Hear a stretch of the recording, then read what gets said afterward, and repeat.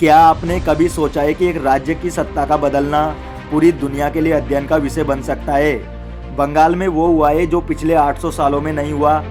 तुर्क, अफगान, मुगल, अंग्रेज और फिर वामपंथ, इन सब दौर के बाद साल 2026 में बंगाल की सियासी जमीन पर एक ऐसा बदलाव आया है जिसने इतिहास के पन्नों को उलटकर रख दिया है।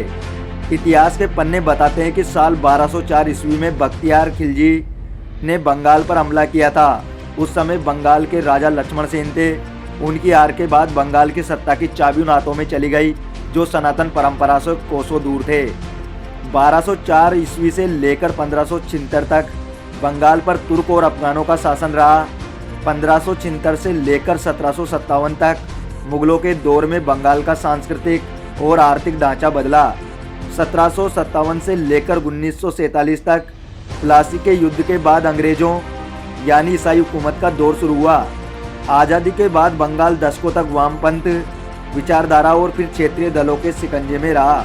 आज आरएसएस और कई सांस्कृतिक संगठनों का मानना है कि 2026 में बंगाल की जीत सिर्फ एक राजनीतिक उलटफेर नहीं है, बल्कि एक सिविलाइजेशनल बैटल यानी सभ्यता की लड़ाई थी। कहा जा रहा है कि बंगाल तेजी से जनसांख्यिकी बदलाव की ओर बढ़ रहा था, लेकिन 800 सालों के लंबे इंतजार के बाद अब वहाँ सनातन मूल्यों को मानने वाली सरकार का उदय हुआ है। इस स्क्रिप्ट का सबसे चौंकाने वाला पहलू वो नारे हैं जिन्होंने बंगाल की राजनीति को पिछले 15 सालों तक प्रभावित किया। आरोप है कि ये नारे बंगाल के नहीं बल्कि पड़ोसी देश बांग्लादेश से प्रेरित या कॉपी किए गए थे। जय बांग्ला, ये 1971 में शेख मुजीबुर रहमान और मुक्ति वाहिनी का युद्ध घोष था।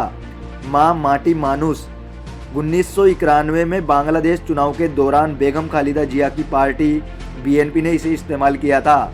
खेला होबे, ये नारा 2013 में बांग्लादेश की अवामी लीग के नेता शमीम उस्मान ने दिया था। इन नारों के पीछे के असली सच ने बंगाल के मतदाताओं के मन में कई सवाल खड़े किए, जिसका नतीजा आज सबके सामने है।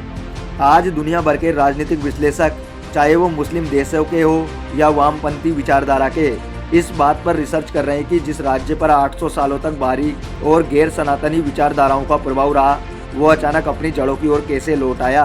बंगाल में गूंजता जय श्री राम का उद्घोष सिर्फ एक नारा नहीं बल्कि एक बड़े सांस्कृतिक पुनर्जागरण का संकेत माना जा रहा है। आपका क्या सोचना है?